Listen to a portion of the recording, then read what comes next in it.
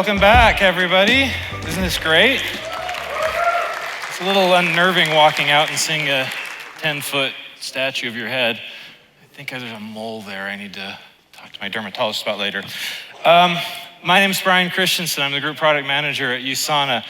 I do want to make sure I clear this up, though. I don't work at that USANA, the amphitheater, and I can't get you tickets. I'm sorry. I work at this USANA, USANA Health Science. We are a direct sales company, and we work with we work in the healthcare industry with doing pills and vitamins and stuff for our people. So, so if you're looking for tickets, I'm again sorry. So like a lot of you, when you start a new job, I don't know if you've had this experience, but when I start a new job, it feels a little bit like you're drinking out of the fire hose. And when I moved to USANA, I felt that completely. Like on my first 2 days, I was like, oh my goodness, what am I going to get myself into? We're talking about things that I had never heard about before, nothing I had known about. And I'm just like, oh my goodness, I don't know what I'm doing. And then to top it all off, they said, you know what, we'd really like you to be over our compensation team. Who's responsible for the commission engine? And I said, oh, the commission engine. Okay, that sounds interesting. What is that? And they're like, it's okay, you'll figure it out. And I'm like, oh, great. Commission engines, for those of you who get to play with them or who have ever worked with them, are super rule-intense-based engines to try to figure out, like, if this person buys a pill here, then this person gets paid this much, and then this goes to here, and then it goes to there, and it's this whole thing, but we don't pay this person because they didn't do this one thing, and so you got all these rules. And then, oh, by the way, you had to multiply that by 28 different markets across the world where everybody's got all of these different, all these different markets have all of these different rules. But don't worry about it. It's only the largest thing that we pay out on a weekly basis. It's millions of dollars, so it's no stress on your part. Don't worry about that. Single biggest line item that we have in our budget on a weekly basis. So don't worry, just easy stuff. Oh, and by the way, right now it's super manual. It's great, you'll love it, it's awesome. And so, like I said, like my first week, I'm sitting here and I'm going through all of these meetings. And at the end of the week, the person I'm replacing pulls me into this conference room, and I'm not kidding you. It's called Success, but it literally looks like this. Like it is this dark room, there are no windows in it, and you feel like you're in this little torture room. And she says, so what do you think the biggest thing you need to build for your product is going to be? And for one time, for the whole week, I was like, I actually know the answer to this question. I know the answer to this question because this is what we talked about in my interview when I was being interviewed. I was like, we need to build this. We need to take the commission engine and we need to make it its own service so that we can do this and we can have it all by itself and it can just run and operate by itself and do that. And she looks at me and she says, yeah, that's a great thing. That's never gonna happen. Oh, and by the way, you're the fourth person, so there's her, and there were 2 people before her who were hired to do this exact same job. And I'm like, but this is what they told me. She goes, yeah, don't worry about that. It won't worry. And I'm like, what, why? And she goes, well, see, our problem is that we've got this big monolithic code base and everything is bundled together. It's this huge spaghetti code and everything is all wrapped up into one thing. It's been around for 20 years, so it's really cool. Like there are parts of it that are deprecated, that don't work anymore. There are parts of it that are written in different languages, different versions of different languages. And it's just this great thing that, we can have one person who goes out and makes a change for like our payment service and makes an update to our payments, and it will crash us taking orders. We don't know why, it just does. It's really fun. And so it made a lot of these things complicated and a lot of these things confusing, which is why they wanted us to turn it, or why when I was being interviewed, they said we want to make this a service by itself because we don't want our commissions to be messed up with. We don't want them to be taken, we don't want those to go down. We don't want any problems or any difficulties with these because right now it's really hard to make any changes of anything like that. And then her last one, of course, is everybody's favorite thing is that, Plus, we've got a backlog of 6 million things that we got to work on and we need to take care of. So I don't care what they told you that you're supposed to be building. You're not going to get there, and you're not going to do that. I'm like, oh, this is not fun. This is not exciting. What did I sign up for? Like, I spent a whole week trying to learn all of these things I've never learned before that I don't know about or don't know anything about. And now I'm being told that the thing that they want me to do, I don't get to do. So remember, one of the things that I mentioned is that this code is really, really hard and really, really, really difficult. Well, right when I started, USANA launched this huge campaign, and they made a change to the commission engine. And it was difficult. It was very difficult. And the thing that we had made and the update that we had made, and it was the first time that we had made an update or a change to the commission engine in something like 5 years before I got there. And so we've got this commission engine, and she's like, here you go, and off you go. And, it's great. Don't worry about it.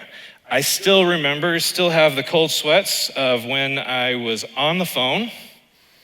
It's late in the evening, and I'm on the phone, and I'm talking to a person who's backstage in Australia, and there's a guy on stage, and he's pumping the crowd up and telling them all about this new promotion that we're doing and all of these great things, and this is going to be awesome, and this is going to be wonderful, and this is going to be great. And she's like, okay, can I give him the thumbs up? Are we going to do it? Are we going to launch it right now? And so I'm sitting there, and I've got my developers, and we're testing everything QA, and we're doing things, and I'm like, yeah, go ahead, give him the thumbs up. So she gives him the thumbs up, and I hear her give the thumbs up, and I hear this big roar of everybody. He's like, and we're launching this right now. And it turns on. And then we spent 3 months fixing everything. Everything you could possibly think of broke. It broke because somebody decided to put in a quantity of 2. I looked at my QA and I'm like, why didn't we never try a quantity of 2? And he's like, well, I didn't think anybody would buy more than 1. Like, really? What? Why is this? This is silly. Like, yeah, let's do it, and maybe let's pretend like somebody can buy 4 or 5 or I don't know. Pick some random number besides 1. And in the same time, so I'm still learning this job, and I'm still learning about all of these fun rules that you have to learn when you're doing direct selling company and all of these and how all of these things work. And trust me, you learn about a commissions engine really, really fast when it breaks, because you have to get everybody together and scramble together. And at the same time, I'm having all of these people come to me from all of these departments, and they're like, well, I need your team to run this report. And I'm like, my team's a software development team, not a reporting team. They're like, well, but your team has always done it in the past. And I'm like, well, what are you trying to get? So I spent 3 months in just this agony of trying to figure out and getting this new promo up and running and getting it taken care of and getting it stabilized. And then I spent the other half of my time saying okay, what do you need? What do you want? Okay, and then trying to get those moved off to everybody and to get these taken care of. We finally got to the point where I felt really comfortable. I felt really good. And I said, okay, we're here. We're to this point. So you know what? I'm going to have a meeting, and I am going to get with our executive vice president, who actually wrote the commission engine 20 years ago, so no pressure on my part of saying hey, that thing you wrote and it's your baby, we want to rip it apart and build a new one. So nothing, like that, and saying we're here, we're ready to go. And we're super excited, and I'm ready to get it done. I've got my team in a conference room, not in the success one, because that one's horrible. I have them over in another conference room that's got windows and lights and, and that work and everything like that. And they're super excited. They're waiting, because I was told that this is what we're going to be working on. This is what we want to do. This is moving this commission engine over to a service is what we want to do. It's what we want to have happen. And I've got developers on my team that's what they were told that was going to happen, and what's going on and what we're going to work with and everything like that. So I gave my pitch to him, and I said, all right, and I'm ready. I've got it. Our backlog is cleared. We're ready to go. And so I said, what do you say? No. Nope. He says, no, it's still what we want to do. I still want you to build it. I still want you to do this, and I still want you to take care of this. But we've just got a whole bunch of other things to take care of. And I'm like, okay, let's talk about some of these other things that we have to take care of. And he goes, well, I can't tell you about them right now. And I'm like, okay, this is fun. I'm like, well, can we do anything? And he's like, no, just be ready for new things that are coming down and that we're going to talk about. And I don't want to paint my executive vice president in a bad light. I love him. He is actually a really, really great guy to work with. He just knew what was coming down the pipeline and was a little bit worried about what we had. So here's me. I'm leaving my meeting with my EVP, and I walk back to my desk, and I look back, and I realize my team's not there. And I'm like, oh crap, I left them in a conference room. So I walk back to the conference room, and they looked at me, and I'm walking back, and I'm like, what am I going to say to him? How am I going to say this? What am I going to say? And I walk in, and they're like, well, what do you say? And he said, yes, we're going to do it. We got the green light. We're good to go. I said, he's super on board. He's super happy. And they said, really? And I said, yeah. I said, but we got to have a couple of ground rules. I said, the first ground rule that we're going to have is we can't talk about it. We're not going to tell anybody about it. So much so we're not going to tell anybody about it that we gave it a code name so that we could be like, hey, what have you been working on Theseus? And so people would be like, Theseus, what are you talking about? Oh, don't worry, it's nothing, it's nothing to do with anything that we're doing, right? So, we've got this code name Theseus, right? We've got for this project. I said, the second rule is there's more work that's coming. And that's going to be a priority. And so we've got to do that. So here's how we're going to do this, and here's how we're going to work this. And I said, what I want to do is we're going to do the priority work first. I'm going to when I prioritize our backlog and when we sit down and we do sprint planning, I'm going to put a list of things that we need to work on that are the things we have to work on for the company and the things the company is going to expect. And then I'm going to put like a couple tickets down here in the bottom for Theseus work. And so as soon as you get through with the priority work, you guys can go to Theseus. Although I was a little bit worried, I was a little bit concerned with that because I was like, I don't want people to rush through and have bad quality again. And we have guys, what do you mean? Why would people want to buy more than two? No, we're gonna do good work. So I said, but if our quality ever drops, they're gonna take us off the project. So my team was super excited. They bought into it. They were like hook, line, and sinker. They're like, this is great. This is awesome. Let's get it going. And so we started going and we started working on it. It was really fun. And I had my team buying into it, and I've got them we're taking care of the things that we need to take care of, and we're showing them everything we need to do, and we're working on this thing on the back end, right? Well, you can't keep a secret forever, right? And so eventually we had to get to this point where we had to show them what we were doing and what was going on. And so I got together and we calculated, we did some things, and we finally said, okay, well, this sprint planning, we've got to talk about it. We've got to tell people what Theseus actually means. And so what we did is we took a commission run from the week before with our legacy commission engine when we had our data, and we said, okay, we paid these people this amount of money, and you can see right here, and this is how we did it. And then I said, okay, and then let's run. We got to a point where we could run a commission engine with our new service that we had and said, well, let's show them what the money is. I honestly, the numbers didn't even match. We said, okay, we're going to pay this guy $1,000, and we're going to pay, but this engine said we were going to pay him $575. But I was looking, that didn't matter to me at this point, right? At this point, I was saying okay, let's just show him that we've got this, right? We can do this. We can take care of this, and we're here where we're at. And so I did that, right? Here you go, sprint review. Look, here's the data from our regular legacy commission engine. Here's our new commission engine. They said, what, you built the commission engine? And I said, yeah, we did it. We started working on it. So now everybody's excited, right? Because, nobody was ever going to be able to do this project or do this thing. And so now everybody's dancing and excited and happy. And actually, so much so that we had the board in that week, they went and changed their slide deck to go tell the board of directors that we were working on the commission engine. And I'm like, this is awesome. this is great. I'm super excited about this. Like, I'm gonna get backing. I'm gonna be able to sit down and say, like, you know what, we're not gonna work on that thing now anymore, because this is now our priority. This is what we're gonna do. So I started having meetings with the executives about like what they wanted to do. And there's always the bells and whistles and everything that everybody wants. The main goal was they wanted to perform as well as or better than our current system, which kind of was a little bit of a problem because our current system broke a lot. And so there was a lot of things that we were like, oh, we kind of don't know how that's gonna work, but we'll figure it out along the way as we go. So I'm thinking, okay, it's great. We're now a priority. Everybody's excited. Click. There we go. But the work didn't stop. I was thinking we were going to now be a priority and we were going to be sheltered and we were going to have complete autonomy. And they said, no, this whole system that you set up is awesome, where you do the priority work and then the leftover you work on the service. Keep that up and here you go and keep doing these things.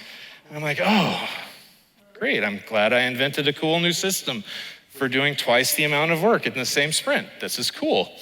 But honestly, like, my team was really bought into it. My team was really excited about it. And during this time frame, it was amazing. We were given there were 5 huge priorities that came through. My team was responsible for 3 of them, and we knocked them out of the park. We actually got stuff done months before everybody else, and they said, oh my goodness, we're used to waiting until the week that we launched this to have somebody tell us that this now works, and you're giving us a demo 2 months before it launches. And I'm like, yeah, we're wanting to get this done. We want to get this taken care of. We want to go. We want to work on the service, so we're just going to knock the other stuff out because we want to go back to the service. And then we started to run into a problem. And the problem that we ran into was that as we were looking at this legacy code, and as we were building out the new code, we realized that our legacy code was bad. And not just bad as in there's 700 lines, and we converted it down to 6 lines from going from the legacy code to the new code, that kind of bad. But there was why are we calculating that in Malaysia? Because this is actually how you're supposed to calculate it in Malaysia. And so we got together as a team and we looked at it and we said, what are we gonna do? We could just leave it, all the bad stuff, in the old code. And then when we launch the new code, it'll be great because we can say, look at how much better it is. It works just the same as or better. And look at how much better we are. We're so much better. But we wanted to make sure that we were doing the right thing for our customers. And doing the right thing for our customers meant that we needed to go back in and we needed to fix the legacy codes. So we were actually working on 3 projects now.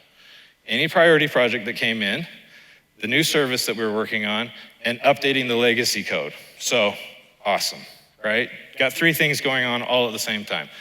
So it slowed us down a little bit. Took us a little bit longer than what we were expecting and what we were wanting to do. But eventually we got to the point where we were ready to go, and we were ready to, day of the launch came. We started talking about it. We're like, okay, this is the day we're gonna switch over from being our legacy system to our new system. And we said, this is great. And then everybody's friend, everything that everybody has talked about this whole last 2 days, COVID came along. And they said, well, we want everybody in the office when you guys launch this. But don't worry, COVID's only gonna last 2 to 3 months. Anybody else get that one from your companies? Yeah, it'll only be 2 to 3 months, and then we'll come back. And it won't, don't worry about it, we'll be just delayed, it'll be okay, don't worry. So a year later, we're all still at home, and the company says, all right, go ahead and do it. You can go ahead and do the launch. So now the fun part about our commission engine is that we run it starts at 12:01 Saturday morning. So, or Friday night, depending upon which side you want to do that. So either way, in the middle of the night, right? And so I'm like, okay, we're gonna do this, and I wanted everybody there. I called everybody. I even called people who had worked on the project and had quit working at USANA and said, we're finally doing it. And I had one of them call me up and say, what time? I'll be there. jumped on the phone, and he was there. 12:01 midnight, there was a guy on the phone call who didn't even work for our company anymore, but he had worked on this service and he wanted to see it succeed, which we all wanted to see succeed, and we were all expecting it to succeed, and it didn't. Normally the commission engine with the legacy system would take 2-3 hours to run. At about hour 6, we were like, there's a problem. What's going on with this? We need to work on this. And then we said, okay. So we started digging into things. We did other things. I think the worst part about the whole night was that there was only one other person besides myself who had their camera on, who was the EVP, who had written the code 20 years ago. And again, like I said, he's a great guy. I love him to death. And he's sitting there, and you stare at him from 12 o'clock at night until 10 o'clock in the morning when it finally finishes. And I was just like, oh my goodness, we're dead. I felt like Charlie Brown, like after I went to bed at 10 o'clock in the morning and slept all day Saturday, and I felt really bad. But Monday, I get a call from my EVP, and he said, that was awesome, that was great. And I said, were we on the same call? Like, I don't remember this. And he goes, no, that was great. Like, the amount of work that you guys did, it did what it was supposed to do. You guys have got it to a place where it is performing as well as or better than what we were expecting. And I'm super excited about this. I can't wait to see what happens next week. And I'm like, are you gonna be up in the middle of the night with us again next week? He goes, no, you don't need to call me next week. He says, just give me an update. So the next week we ran it. Perfectly fine, 2 hours, just like normal. That was 2.5 years ago that we moved over from being on the legacy system onto our new service, which is great. Loving it, and it has opened up a ton of things for us. Before in our legacy system, it was this manual process. If it broke, we had to wait for it to get clear to the end so that we'd have to roll the whole thing back and then fix everything along the way that had broken. Now we can say, oh, it broke at this spot, stop right now. And now we've even got it so it calls us in the middle of the night and says, hey, I'm broken. Can you have somebody come fix me? I'm at this spot right here in the commission engine. Can you somebody fix me? I'm broken right here. So we're doing a lot of really cool things. We actually, a month ago, we fully automated it, so we don't even have anybody up in the middle of the night anymore looking at it or watching it or anything like that. And it's awesome because now we can do a lot of really cool things with it because now we've moved out of that huge monolith and we've moved out of that huge spaghetti code. Our commission engine is off to the side, and then so now our executives can come and say, when they throw those like oddball questions at you, like, do you think the commission engine could do this? We now can say, yeah, you know what, let's try it out. Let's see what we can do, and if we can do that, and we can fix that. Before, when it was the legacy system, scary, right? Yeah, sure, we can do it, but then we won't be able to take orders because we don't know why. It's just a big spaghetti code, a big pile of spaghetti code. So, awful. So, at the end, I'm not advocating, as takeaways, I'm not advocating anarchy against your executives. Please don't take that away from my talk. But we are the product owners, and us and our team know what's good for our product. I had a good step up in the fact that when I was hired, they asked me and they said, we would like to do this, and this is the direction we would like to go. And so I looked at it and said, yeah, actually, after my whole week of being in the company and sitting down with the person who'd been doing it for the last 6-7 years and saying, well, what do you think we should do? I'm like, now it makes sense. Now I know why we asked us to do it in this direction. And now I know but as we've been working on and as we've been going on this journey, now I know what the next step is. And now I know what the next step is. I always tell everybody in the emails that I send out to everybody is that moving the commission engine to its own service is not the end of the project, it's the beginning of the project. And now that we're here, we're going to be able to do a lot of cool things. The buy-in that I got from my team is amazing. My team was amazing. Like, now it's super easy for me to go to my team and say, hey, we're going to do this really hard thing. What do you guys think? And they're like, yep, let's do it. Let's figure it out. Let's see what we can do to take care of that and what we can do. And I think the other cool thing, though, that I got out of this is that as I was working on this and as we were taking care of this, I earned the respect and the admiration and the trust of my executives. So my first question of, when I asked them and said, can I do this? I'd only been with the company for 4 months. I said, I want to do this. And the answer was an easy no. I think if I was to go and talk to him, and actually I already know the answer to this, is that a few months ago I went to him and said, my plan is I want to do this next thing with it. Or I want to take this and do this with the commission engine next. And he said, yeah, let's do it.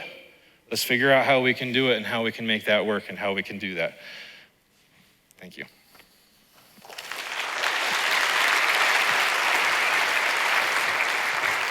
All right, Brian, thank you. Okay, so how were you able to get data from the new system to compare it to the old one? Did you launch it to real customers or some other method? So we ran it in a non-production environment. So we were looking at production environment data from the legacy system. We ran this in a non-production environment, and we just looked at and compared the numbers that way.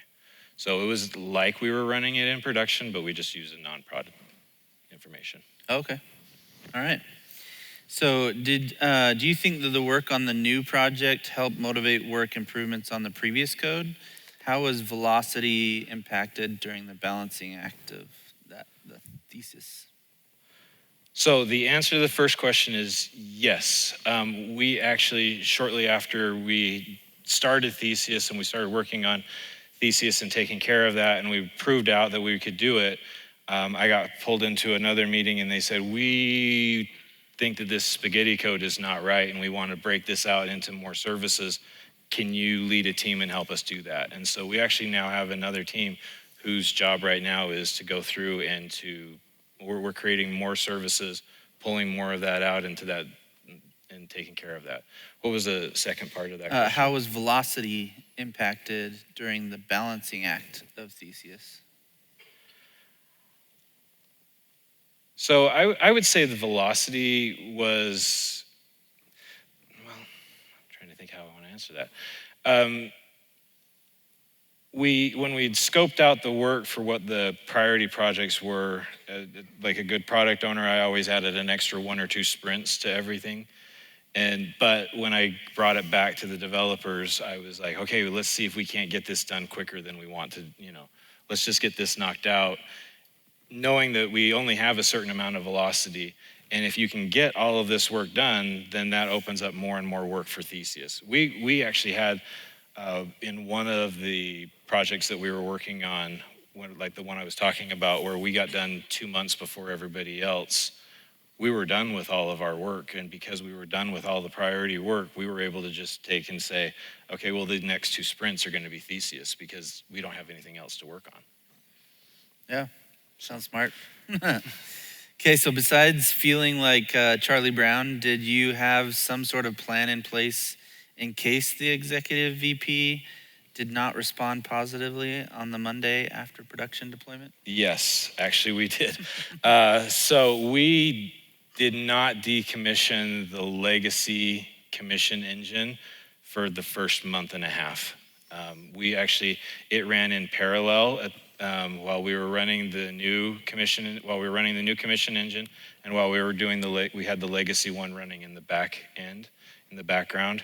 And we did still, even after that, we compared numbers on a weekly basis to see how we were doing and what we were at, and making sure that we were still doing, like I said, as well as or better than what the one commission engine was expecting to do, until we got to the point where we felt like we were comfortable enough that we could say, all right, we're going to just stop doing all runs on that commission, on the legacy commission engine. Yeah, makes sense. So if he would have come and said, nah, you guys are going to need like another 6 months, it wouldn't have hurt us. We would have just gone back to the legacy for then. Yeah. How did you maintain morale during working on so many projects at the same time, especially when you needed to go backwards and fix the legacy code while also building the new code?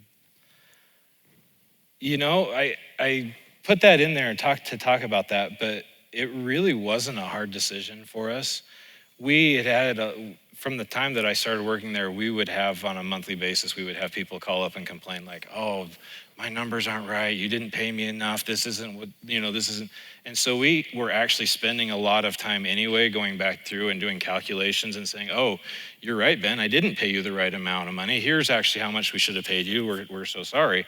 And so when we brought that up and when we saw that as an issue or as a problem, the conversation was actually like a 5-minute conversation of like, should we do this? And everybody's like, yeah, we should do this, because if we can do that, then we can eliminate those phone calls, which is exactly what happened. Like going back and fixing the legacy started eliminating more and more of those phone calls, so we didn't have anybody calling us on Monday morning saying, oh, I didn't think I got paid right, and we didn't have to spend all that time working on that. Yeah. So how did you duck questions, provide answers when stakeholders asked, what is Theseus? Basically, like, how did you build Fight Club? How did we build Fight Club? I don't want to say like it was like a secret and like, don't ever talk about it. And if you do, we'll jump you in the parking lot or anything like that. If you talk about it or anything, like it really was just kind of, we didn't openly talk about it, but if somebody did ask us like what's going on or really tell me what's this Theseus thing or what's going on with it, like I'm sure I talked with my boss about it way before I even mentioned it to the executives or anybody like that. But we just were kind of like, oh, we're working on this proof of concept of how we could do this service and get to here. And where we kind of talked about it as a proof of concept for everything, it made it a lot better. And then it was even more exciting when all of a sudden the proof of concept was like a reality. Because they were like, oh, wait, I thought this was just a proof of concept. And we're like, no, yeah, it was 2 months ago. And now we've got a working thing here. Yeah, did you find that the team was pushing themselves beyond what they normally would? So there's a question of like, was your team working triple the amount of time to do 3 times the work? Do you feel like in our discussions, it made it sound like the team was excited to do this work, so they were more efficient with the work that just needed to get done? And that's actually the thing. USANA's got a very good culture about that, like extra hours, overtime, stuff like that they push really hard to not have that. Like that's a very big thing, very ingrained thing in the culture at USANA. And so saying, yeah, we're going to do 3 times the amount of work, I think what it caused the developers to be is more proficient at what they were doing and saying like, okay, well, I've got to get this done or get this taken care of. And there were times that they looked at it and they said, oh, well, as opposed to doing like, 10 tickets of regular priority work and then 5 tickets of Theseus / rewriting the legacy, can we just drop the legacy this sprint and then bring in more tickets for the priority work to open it up? Because really what we need to work on next with Theseus is going to take us a little bit more time and it's going to be a little bit harder, and we would like a little bit more work with that, or be able to have more time with that. So they got really good at balancing their time of what we were doing and what we were taking care of. And so it was great because, from my side of, managing the backlog and prioritizing the backlog and everything like that, yeah, let's do the priority work and have everybody happy with us that we're doing the priority work, and then be excited about getting to that point where we could do more Theseus work. Yeah, absolutely. Well, thank you, Brian. Let's give him another round of applause, everyone.